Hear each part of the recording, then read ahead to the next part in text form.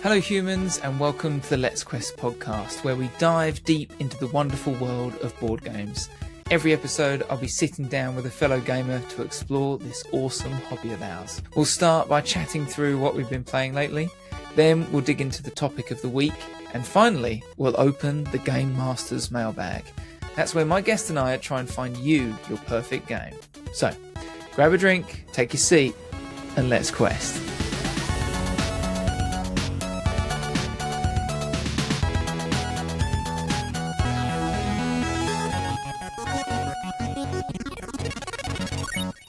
Hello there, Jamieson, aka Mr. Narkills on Twitch. Hello. How's it going? Oh, it's going very, very lovely. How are you? I'm good. Well, thanks so much for joining me on one of these inaugural episodes of the Let's Quest podcast. So I'm going to intro you a little bit. So everyone, hello, welcome. And Jamieson is is a member of my core gaming group, right? I think that's it's a solid gaming group as well. Exactly. Yeah, there's eight of us. And it has grown. Yes, for the past few years, it's been going really great. Every Thursday I have a game night, and Jamieson graces us with his presence regularly, I'd say. Yeah, I try to being a new dad. Yeah, even through the Dadlands, you're still making it, which is great. I love it. So yeah, I mean, I think actually it's been great. Just to sidetrack onto that, the having the game night of just saying, right, every Thursday we're going to play a game, and I've always said it like, I'm going to be playing a board game whether or not anyone's with me or not, but I'd love your company, and everyone's really latched onto it as this sort of point in the week of a bit of a release from whatever's going on, which has been great. And it's evolved, isn't it? Because it was kind of like quite open to whatever for the week, but now you've got those like the polls go in, so we can kind of vote, and then even like you've done recently, trying out new games, and just cherry picking, but not like specifically for anyone in particular, just like certain games that are just like a 4-player, certain. And also Slay the Spire. Hey, we can talk about that in a minute. I love that. Let me just quickly say before, because we're getting in, but which is great. But yeah, so blah blah blah. I've given everyone a nickname that, or like sort of that sums them up in the gaming group, right? Nice. And I think I've with a capital G called you the gamer of the group, mostly because obviously you're more hooked into the world of video games, particularly Apex and shooters and all that kind of stuff. Mm-hmm. But also the gamer of the group because I think that you love thematic games and thematic plays within the board games that we play. Like you like the gamification and that kind of stuff. So how do you feel about that moniker?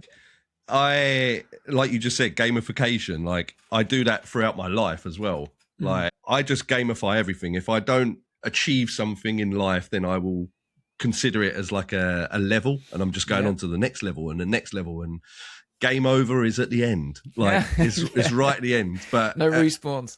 No, exactly. But ultimately, like I'll just carry on and treat it as if I'm just completing a game.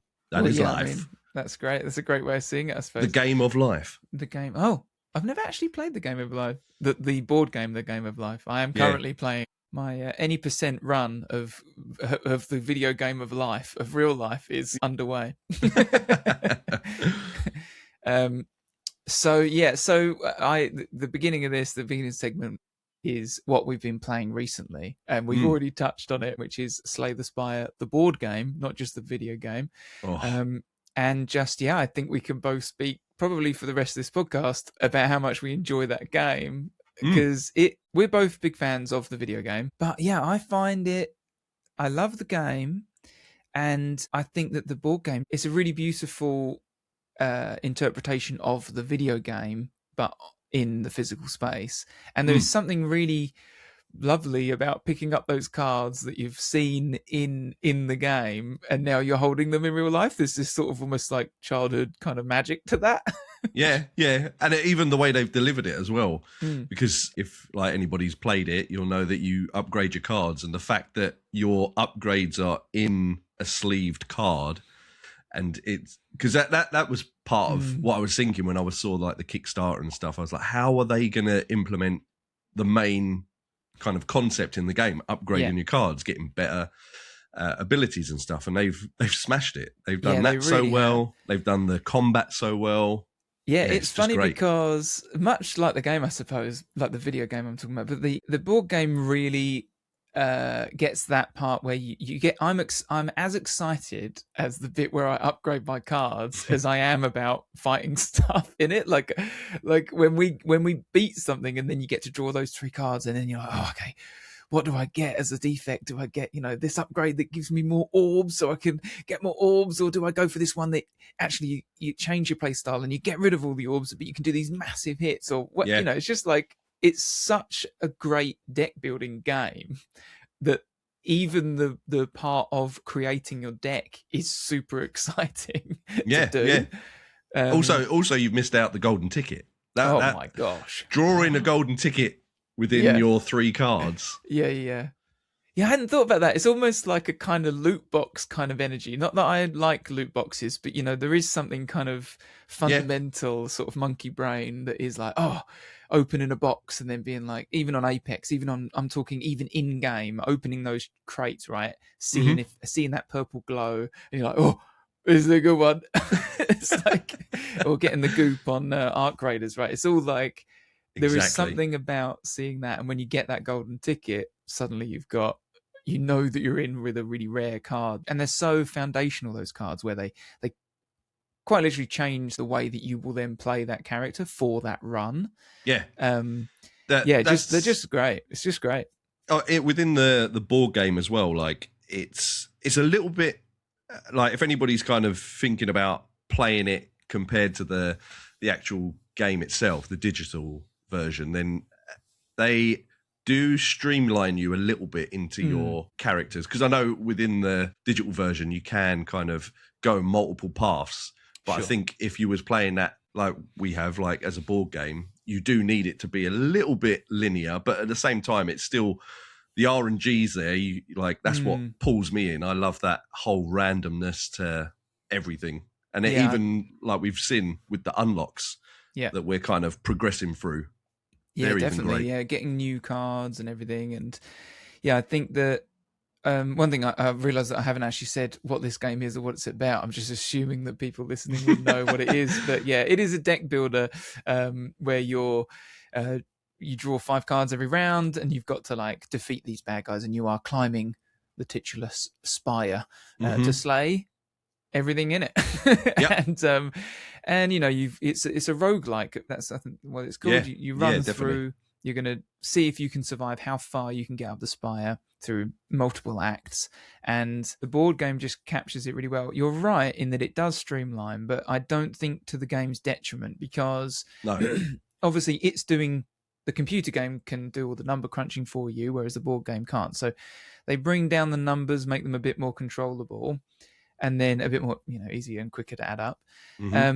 But what they kind of lose in the complexity of having extra stuff, like you're saying, like you can do more. I suppose you can do more in the video game, bigger kind of combos maybe. Although I suppose we haven't got that deep into the board game. But even at the beginning, it does feel like they streamlined a little bit. But what you lose in that, you've added a level of complexity in the fact that you've got co-op, which you do not have in the video game unless you use a mod. But when you're playing that co-op game, Slay the Spire lends itself so well to that, because you can be like, right, okay, they're charging up, so you're clear for the minute, let's help out Alex, or let's help out each other so that we defeat mine, because I'm about to get totally rinsed by these guys, or blah blah blah. And those kind of team, it made me feel like we were on this team of heroes, like trying to help each other out, protect each other, jump in the way, and all that. I just thought was just so good, so fun. I suppose as well, like we probably had on the last playthrough, is that there was not specific combos to you, but like, for instance, like you're saying with Alex, when I was able to use my character and duplicate his moves, and like, so there was that synergy there between and the order of stuff. Like I was able to make the enemies vulnerable, right? So double damage on the next attack. So we were having to be like, right, even though our turns technically are simultaneous, we were going, right, okay, you lay them up with this, I'll make them vulnerable, then Jamieson comes in and he's going to double your attack, so do the whole thing again. And it was just like this really great gameplay synergy of us all coming together, singing the different notes, making a harmony, which was really fun. It was just fun. And when we defeated enemies, we were, some moments we were being like, oh my gosh, we're the best at this. We are big brain boys going through this. And then other times we're like, oh no, we're going to get wiped off the map here. It's like, if we don't solve this problem. It was great. Really fun.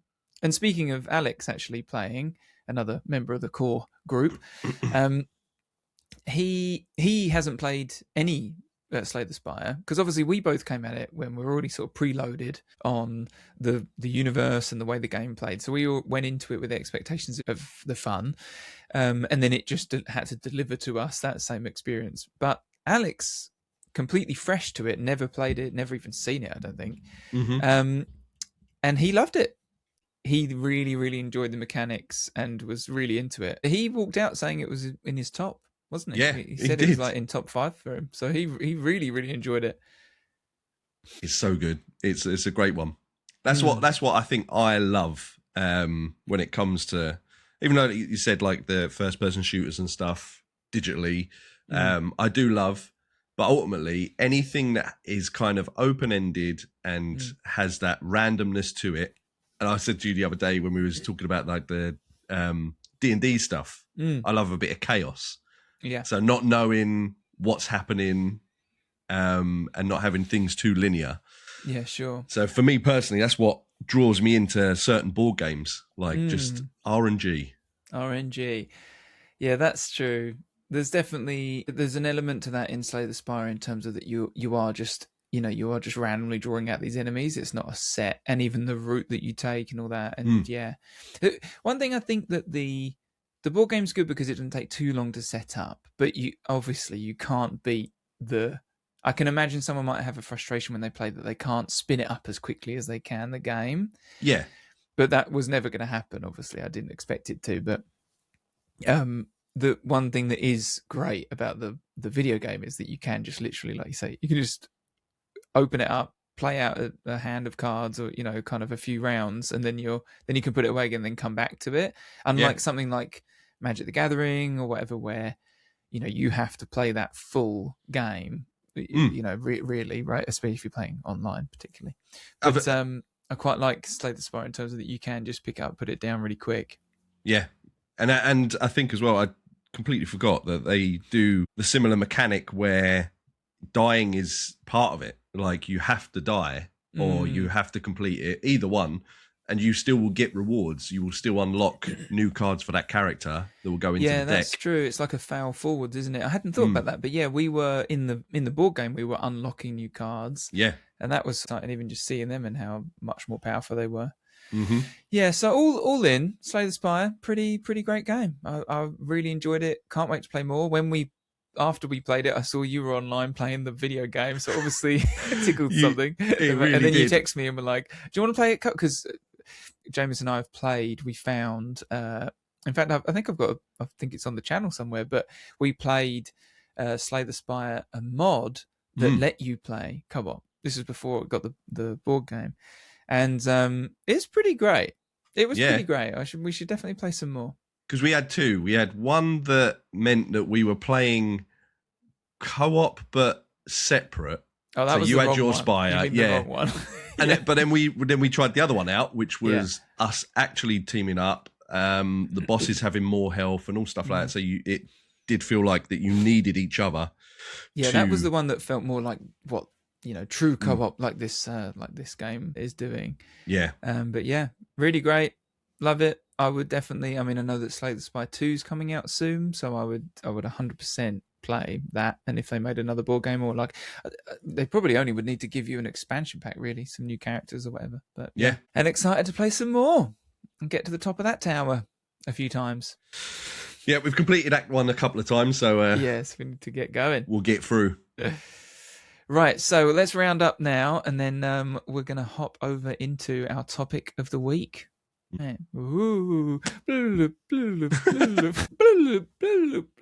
So, our topic of the week is what makes a board game immersive? It's a great question. It's one that a lot of board games do rely on quite a lot, especially like I said to you before, like if you don't really know too much about it, you could easily fall in love with a game just because of how immersive it is. Yeah. Yeah, I think I've had it a few times, like just seeing it. And that's what baffles me about the games that you've picked or that you have in your collection, even through Kickstarters, and they've hit so well because like I'm so immersed in it. And I think a lot of the other guys could testify for that as well. Yeah. Well, hopefully. I think that, yeah, I mean, I've got a collection I'm really proud of that I really like. There's some games that, I mean, I always want new games. There's always stuff out there that I want. But yeah, much to Lauren's chagrin. But, but no, she loves them. She loves them too. But I think that, yeah, I think I love thematic games. And I think that thematic games do generally lend themselves to immersion, right? I think also I try to make an immersive kind of environment. Like I'll always try and pick nice music for it. I turn the lights to something a bit more kind of immersive. But if we're talking about what makes, like, what in a board game is immersive, I think that number one would be like thematic actions. So as in some board games I find are really hard to kind of grok the rules, right, to get across the rules to people, while others, even ones I would say are as complex, are it just everyone flows with a lot easier. And I think a lot of that comes down to the fact that the actions that you're taking, that the decisions are all thematic and they kind of just make sense. Like we were playing Kinfire Council the other day. I can't remember whether or not you played that with us. No, I don't believe so. But and the Shackleton base, which you definitely played the other night, that's very similar. But in both of those games, the actions, they're pretty full on complex games, I would say. But once you've kind of that everything sort of settles in, because let's say Shackleton base, everything makes sense. Okay, I send my guys out to the moon into the crater. Like they then, if I'm sending them to the crater, they exploit the crater and get me the cool stuff that's down there. If I send them to my base, they work on the base and they get me some cool stuff. And just all these actions, even though they're complex, they do feel kind of thematic. And every time you get you get these project cards, and those project cards do the thing you think they're going to do. If you're working for the mining corporation, again, it feels like you're mining the planet. If you're working for Alex, who went crazy with that bringing the tourists down onto the planet, well, he was bringing tourists down to the base and clogging up all the spots and everything, and that was really fun. It was cool. So again, like, even though that game is a pretty heavy Euro space game, it does have a lovely theme. But I think more than that, the theme is sort of actualized through the actions that you're doing. They make sense, and that's great. That sort of gets me immersed in the game. Yeah, definitely. I think, like, on that as well, if they are relatable to like people knowing about like you said, the Shackleton base, that all being like to do with the moon landing and trying to put people on the moon. If you're into that, then it kind of pulls you in. Another one I feel that lends itself to a certain theme is like Western legends. Yes. Yeah, that's true. Western Legends is really thematic, and you're kind of, effectively, I suppose, you're kind of just pushing workers around and rolling dice, but depends how you want to be as a cowboy. Into that, you're kind of on the frontier, and you can kind of do what you want. You can be a lawman, you can be a bandit, you can. I mean, classically, again, Alex he dug up some gold in a mine. Then he took it and won loads on poker, and then he went to the burlesque bar and became a Western legend because he went to the bar so much. Like, he did, and he outstripped us for points so much while I was trying to be a good lawman and all this sort of stuff. It was great. It was so fun. But even just around the table then, at that point, like you said, you was the lawman. I think I remember doing outlaw, so I was going around trying to rob people and rob the banks and all stuff like that. And for me personally, that's why I kind of got immersed in it, because I think at that point I was doing the Red Dead Redemption role play. Yeah, sure. So again, it's so open to what kind of immerses you in a game, but ultimately I think it's that thing of your interests can really kind of pull you in. But again, some games will bypass that and suck you in because you're learning something brand new and you don't really know too much about it. Yeah. And if a game's really well themed, then yeah, it can just be an amazing immersion as it is. Yeah, for sure. I think that I think the ultimate for me in immersive games, like the one that I'm in, and it's it's in my top 5. It's the Nemesis games, like any of the Nemesis games, which, like you say, yeah, they're piggybacking off of arguably one of the best film franchises in human history. You know, like the Aliens aesthetic and the vibe of it is you can all find that in there. This dark sort of space horror, but in the way that the game plays out, the way that you've got this semi-cooperative, you don't know if you can trust everyone. It's got all these amazing tropes from sci-fi, but they are perfectly made in the game. When you're playing, I don't know, the combat engineer or whatever, when you're the engineer, you feel like, okay, if we meet something, I need to break down a door or repair a door or a system, I'm the one who's good at that, and you feel like you're good at that. Then you'll look over at your friend, the scout, who's like running through the ship, not setting off any noise or whatever, and you're thinking, gosh, I wish I could do that. But yeah, when you're playing these characters, they all feel very different. And then, the feeling of the intruder, the legally distinct alien dropping into the room, and then you've all got to okay, what are we going to do here? And a game where you are, when we're playing that game, 3 hours can just disappear because I feel like we're so in it, and no one's looking at their phone, no one's doing anything other than everyone's turn. Your turn is just as important to me as mine. I'm so invested in what you're doing.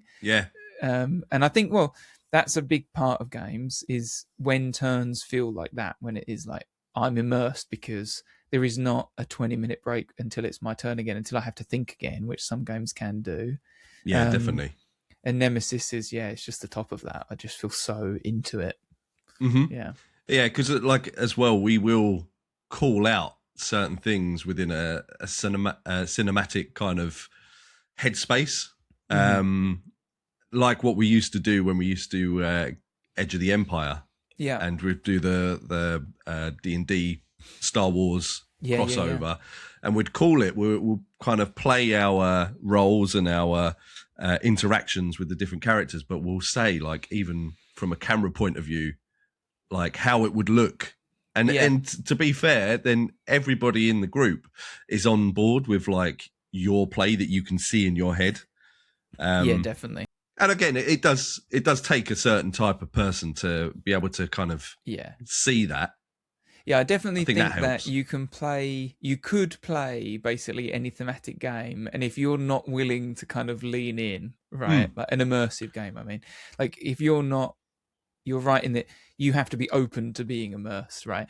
We've kind of got a policy at our table, a sort of, is it a rule, an unspoken rule? It's just how we do it, right? Like you say, we all want to be immersed in the game, and we want to know what the story of the game is, sometimes to our detriment in terms of plays. I've definitely blown an entire game for myself purely because I was like, oh, but it would be really funny. This is, I think, what my character would do. This is what in Arcs, I've definitely done that. A game about a space game. I've gone, would be pretty.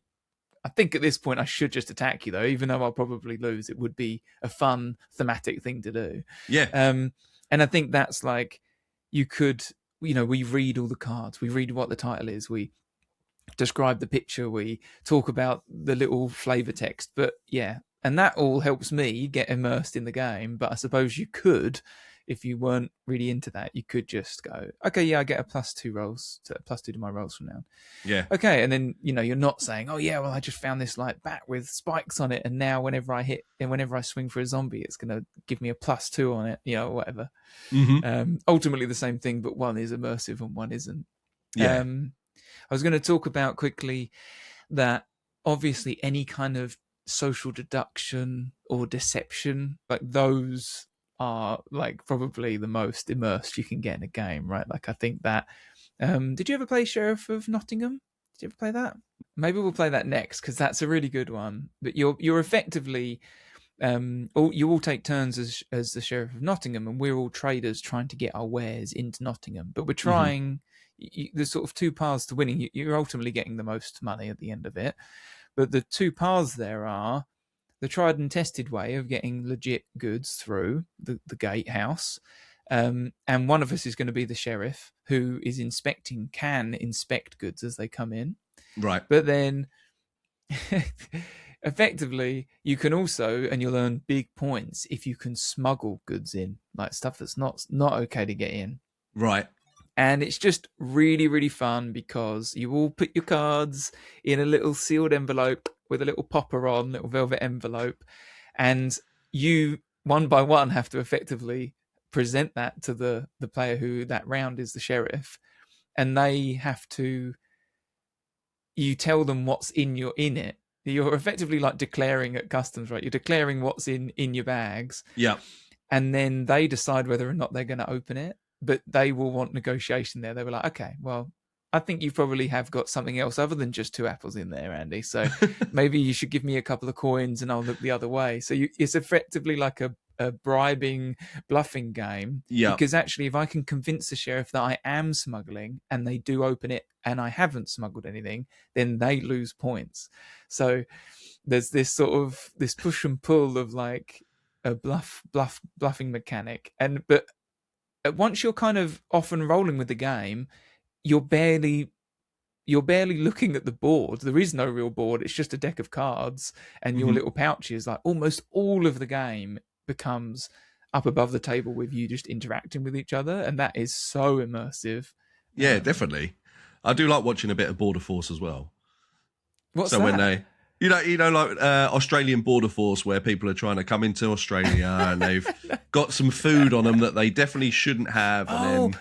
I just saw a clip of this where someone smuggled in like a apple, but they didn't smuggle it in. They were given it by the crew of the plane or something. It's because in-flight food. Yeah, in Australia, like there's a lot of laws against any product or produce being brought in that's not fully checked, because I think their ecosystem is so sensitive. Protect it. Hence the Simpsons episode where the frogs get in and then the frogs go crazy. Well, imagine that, but you're bribing the and I love Robin Hood as well. So yeah, it's very Robin Hood. Yeah.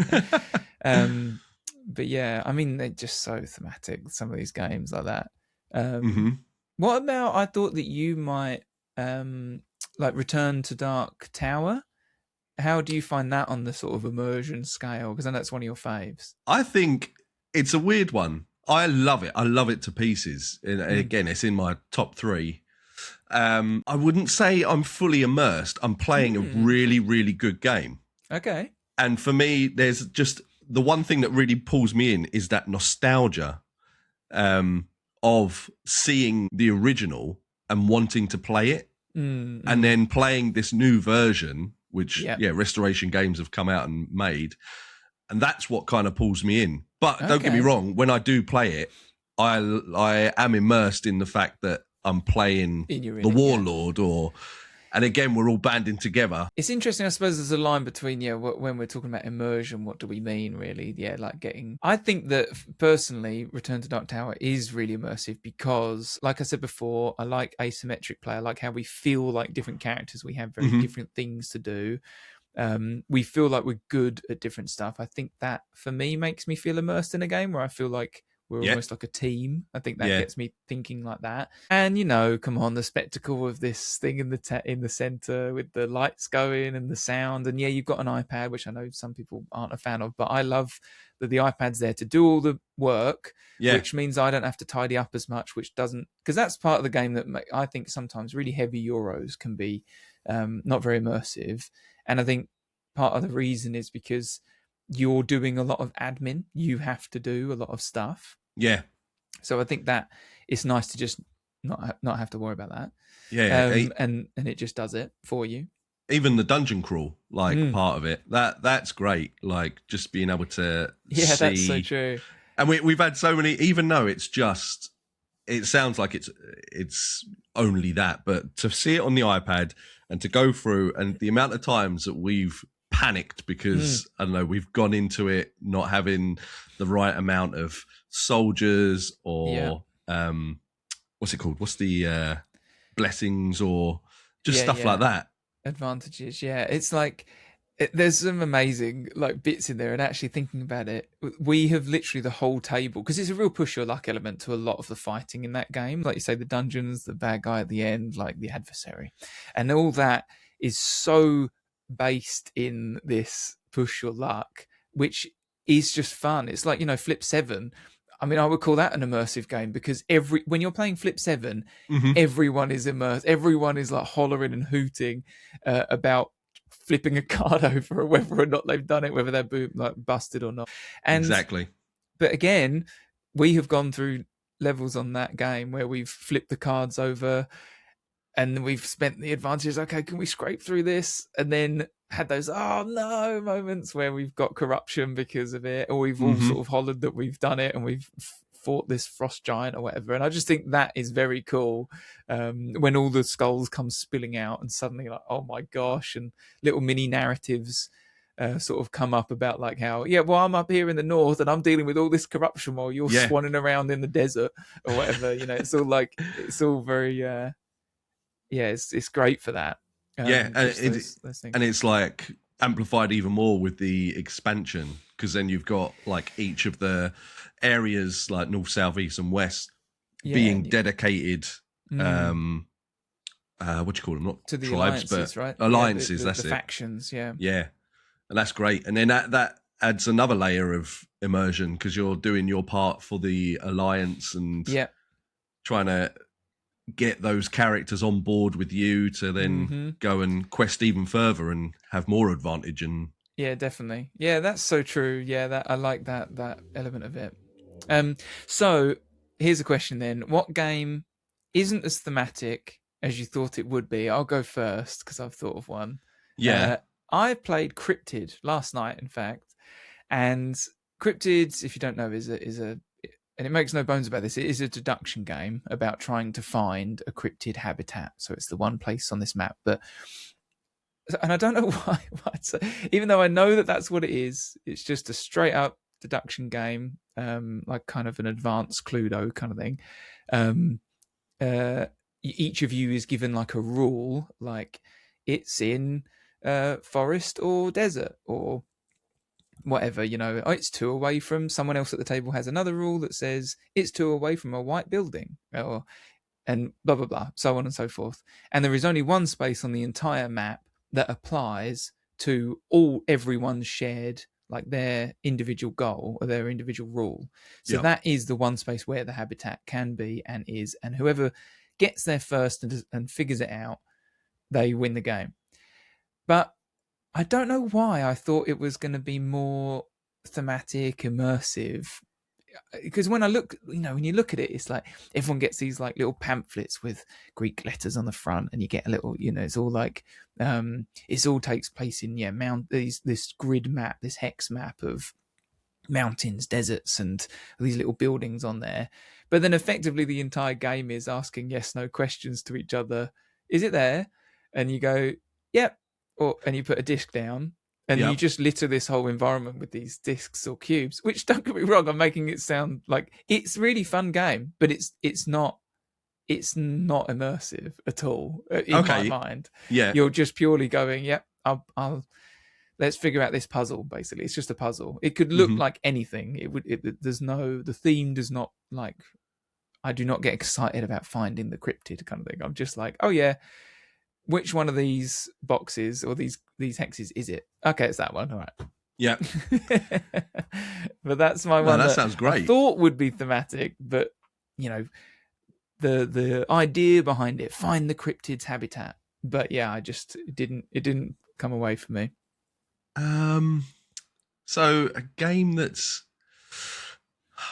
whenever I think of the ones that I just really love, they've all got prominent themes, even like you said, even down to So I'm always worried about playing smaller games. Sure. Because maybe that immersion I don't feel like will be there. Mm-hmm. And then, like we said, theming wise, that does really hold itself to kind of getting you on board with the game. When you whipped out Love Letter, even though it's themed so well, Yeah, I was very conscious. I was like, oh, okay, it just sounds like a card game that is just very basic. And it's weird as well because growing up, I think where you play kind of basic games, I wanted to kind of branch away from that, and then hence being part of this group and playing some amazing games. And then, yeah, on the last Andy Con, you whipped out Love Letter, and then I played it, and it was so good. I've got it. I bought it. I bought Flip 7 as well because that just hit so well. And then again, playing those with family, like Flip 7, straightforward, nice and easy, push your luck, like you said.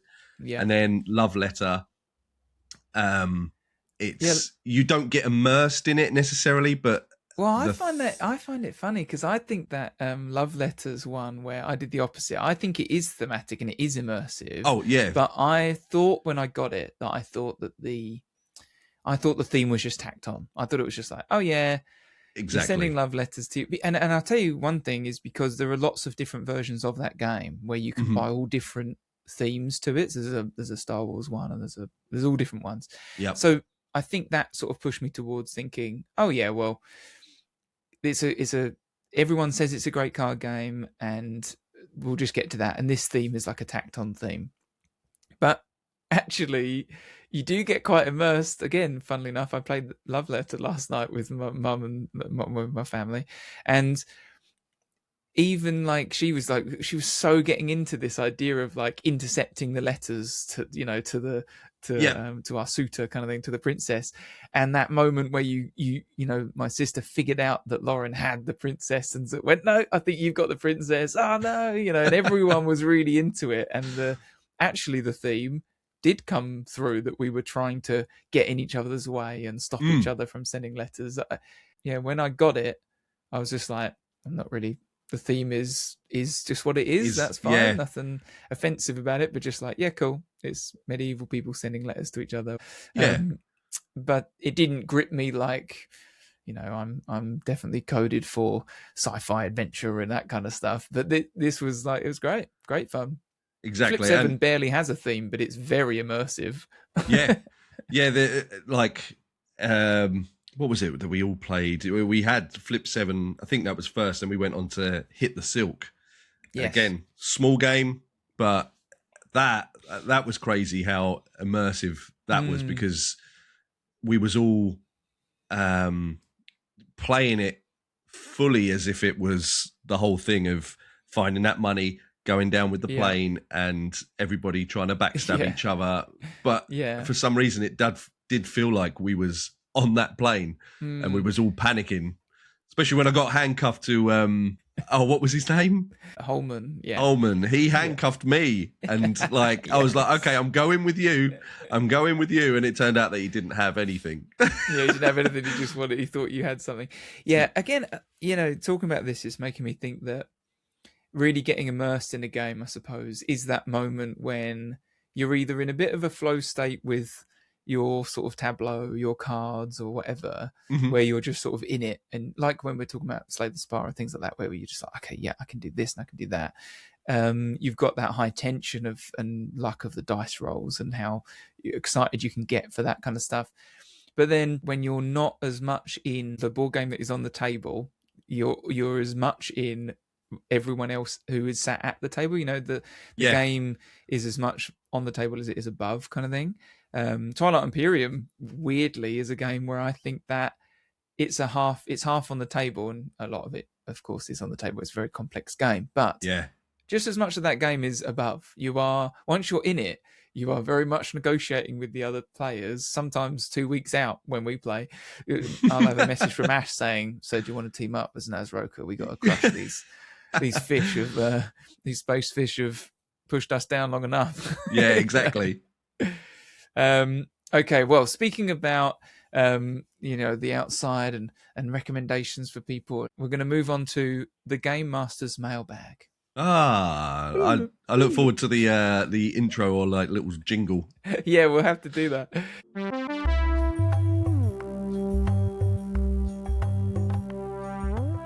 Okay, so here we go. We are delving into the Game Master's Mailbag. So this is a fun questionnaire, which I think you've seen, Jamieson. I think you might have done one, that I've created with a bunch of questions to help me get the vibe of someone, so that I or we can recommend them a board game that will hopefully suit them and that they'll love and cherish forever. They might already have it, and we might just be so good at the game that we actually predict their perfect game. But so, and as this is the first handful of episodes, I've cheated slightly and got friends to answer the questionnaire. So there's an extra challenge for you, Jamieson, in that you need to guess. Oh, I'm pairing. You need to guess who this is. Okay. Okay. So here's some of the questions that here is their submission. Okay. So to one sentence to sum up your vibe, they said strategy and social deduction king. What was the last board game that they enjoyed? That they enjoy playing? Massive Darkness 2, Marvel Champions. Okay, I asked, you're in the Crystal Maze. What style of challenge do you ask for? They said skill. Okay. Would you rather truth, dare, or I'm not playing? And they said truth. Truth. Star Wars or Star Trek? They said Star Wars. So that says a lot. They're aligned with me, certainly. Favorite video games, they've put Elden Ring, Skyrim, Overwatch. Okay, some fantasy. Oh, Overwatch has thrown it. Yeah. Okay. And then I've said I had a whole list of sort of different things in board games, like different types of board games, and I've said, what do you lean towards from this?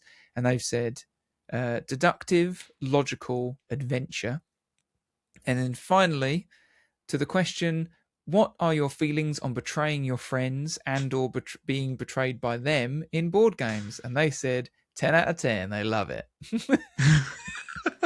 All right. So who do you think it is? Put your vote in. Is it the Overwatch bit just threw me because I've not heard too many people saying about playing Overwatch. But am I leaning? I was leaning towards Alex, but then I think it could be a Martin. All right. Do you want to lock in an answer? Yeah, I'm going to lock in Martin. I know that he's got that. He's a very friendly, lovely guy, but I feel like a couple of times he's enjoyed a little bit of a backstab. A little backstab. Okay, well, I know that Martin does love a bit of that, but you were right on your first. It's Alex. Oh, it is Alex. Yeah, it's Alex. He played quite a lot of Overwatch. I think that's what threw you there. But that was it. So my recommendation as the game master to Alex is a game that I know, well, he doesn't own. He has played a lot of, so it's kind of cheating really because I do know him, but I would do this anyway. But that's Blood on the Clock Tower.